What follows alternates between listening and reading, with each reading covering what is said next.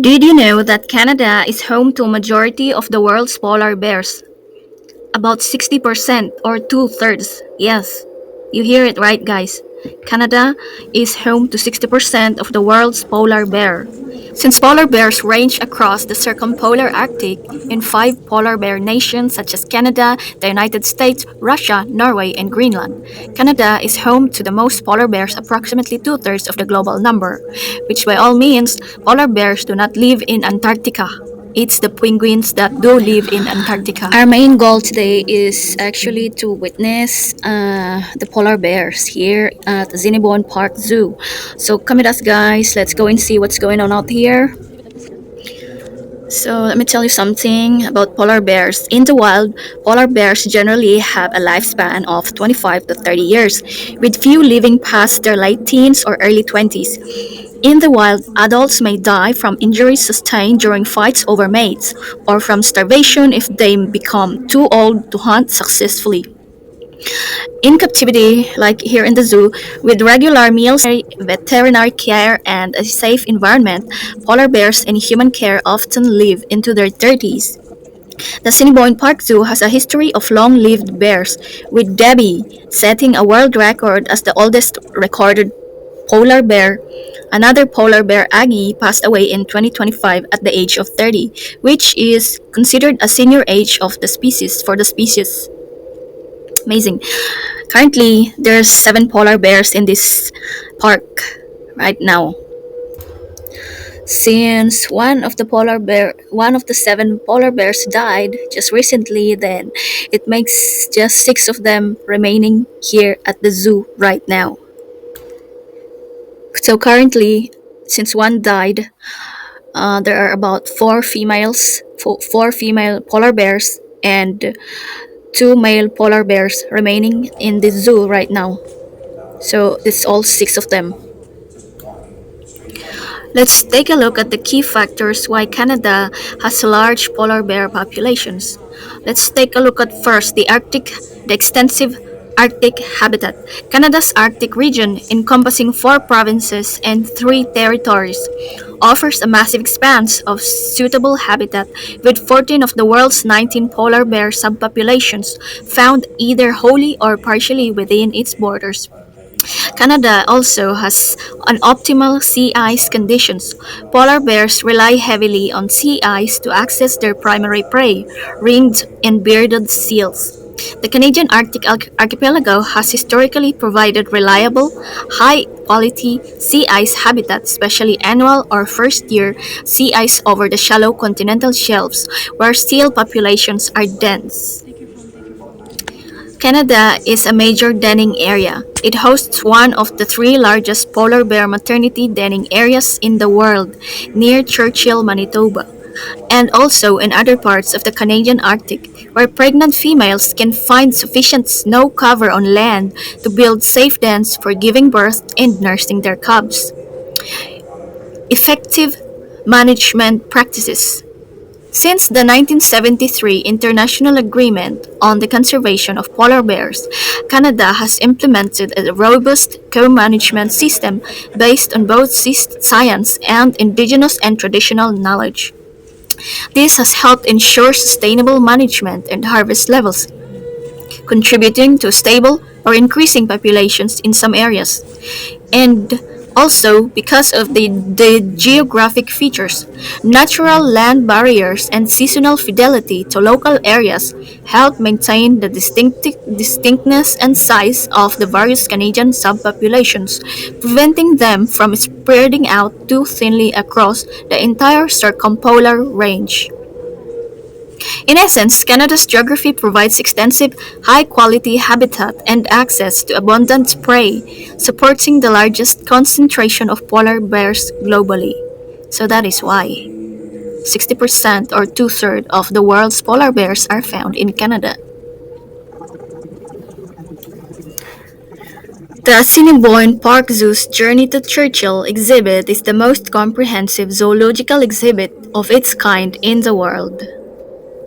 The exhibit's expansive enclosures, pools, rugged landscapes, and shaded dens provide the polar bears with a stimulating environment inspired by their natural habitat and plenty of space for exercise, exploration, and socialization. Assiniboine Park Zoo is also home to the Lauderdale International Polar Bear Conservation Center, an education, research, and transition facility that is the first home for polar bears before they are transitioned into Journey to Churchill. For polar bears, the spring season is the mating season. Between April and late June, male polar bears search for female mates on the sea ice by following scented trails left by footpads. Mating takes place on the sea ice, but the only fertile eggs don't implant until the fall, and only if the female has enough fat to sustain herself and her cubs during the long denning period. This process is called delayed implantation. After mating, adult males remain with the female for a few days before taking off on their own. The birthing season is on the winter. Wild polar bear cubs are most often born in December. The mother gives birth to 1 to 3 cubs, with twins most common. The family remains in the den until spring.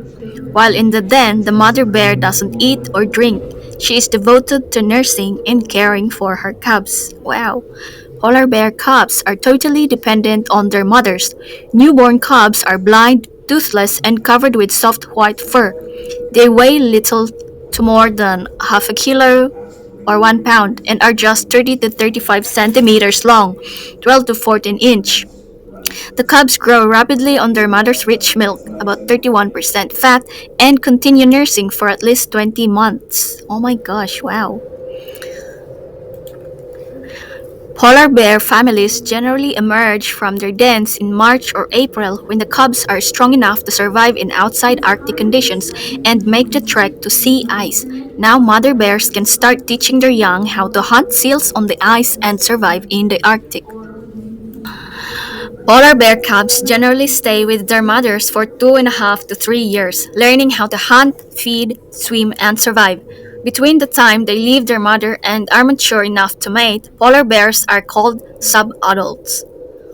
Polar bears are considered adults when they are old enough to mate.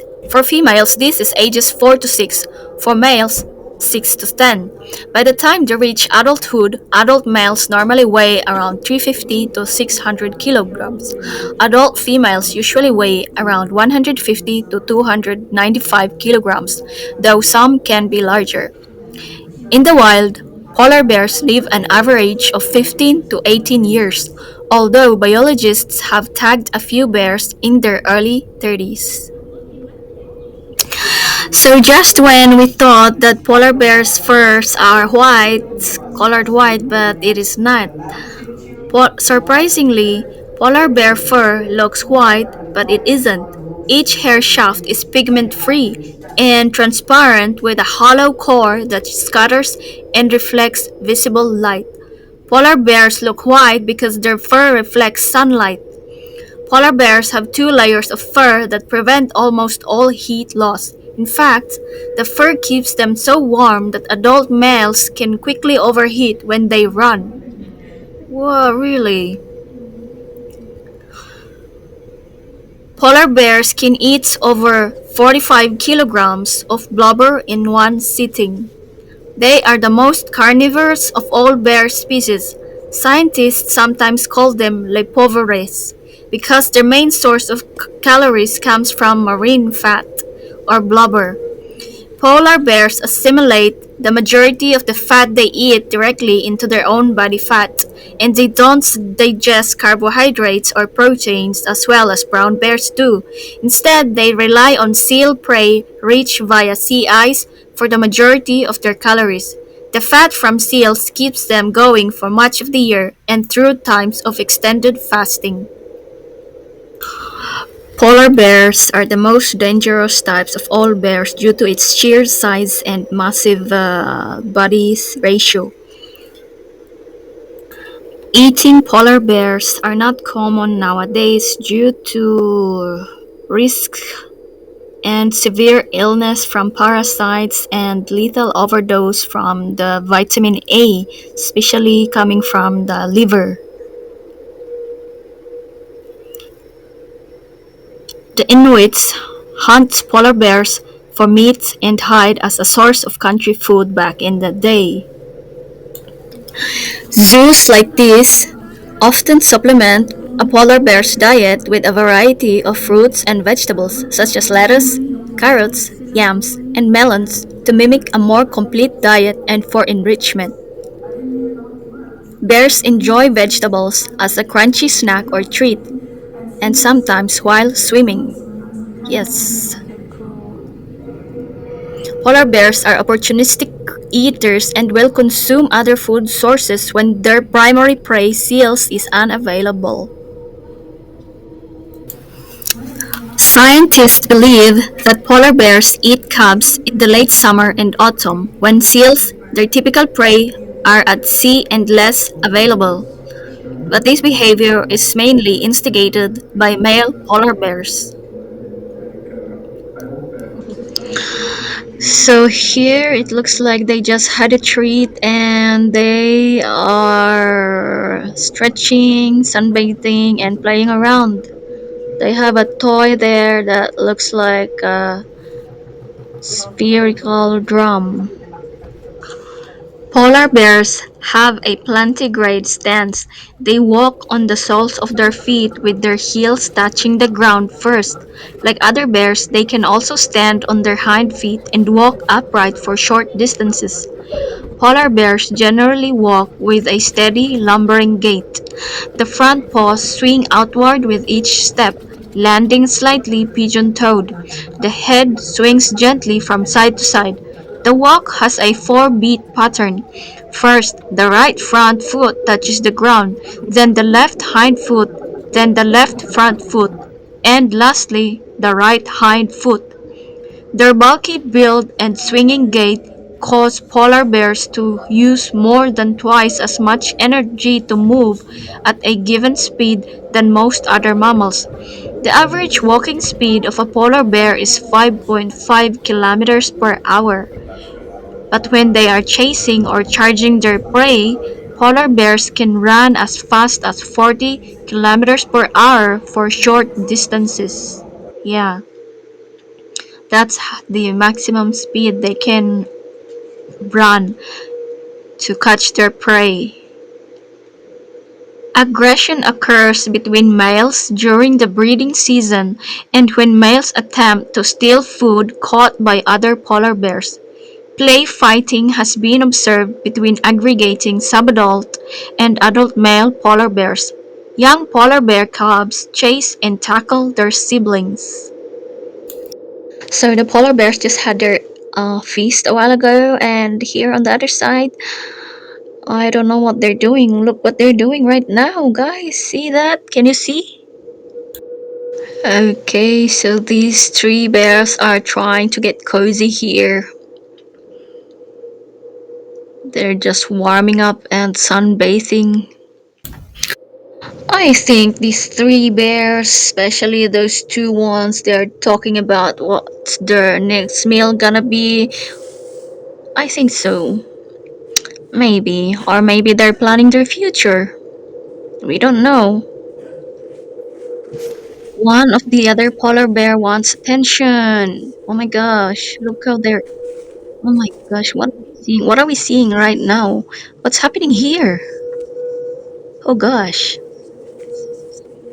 Are we about to see something? Like a mating maybe? That will happen or not? Oh, I see. So they're just playing mouth to mouth bites. Now the other one wants to get tackled. Oh my gosh. These bears are funny ass. If I'm not mistaken, those two bears that are playing are probably Casca or Star, which are aged 13 and 12, or it could be York, which is aged 11, One of them could be Nanok, which was age 10, and which is age 10, and the other is Willow, which is age 9. So any one of them could be this one of these bears. So their ages aren't very far apart. So from the oldest one recently is Storm, which is 15 years of age, and the youngest is 9 years old, which is Willow. So anyone could be any one of these ones could be Nanook or Willow or Star or York or Storm or Casca. Aggie, the eldest, at age 30, passed away. So there's only six of them in this enclosure. So anyway guys, that's about it. Our journey to Churchill. And now let's head over here at the Tundra Grill. We're here at the Tundra Grill. It's the cafeteria of Cinnabon Park Zoo. We are here at the cafeteria. We're just going to grab a few bites here and then we're off. And so to end our journey to Churchill, we just want to show you guys this view here at the cafeteria here at Tunda Grill. So there isn't much people around during this time because it's very cold outside.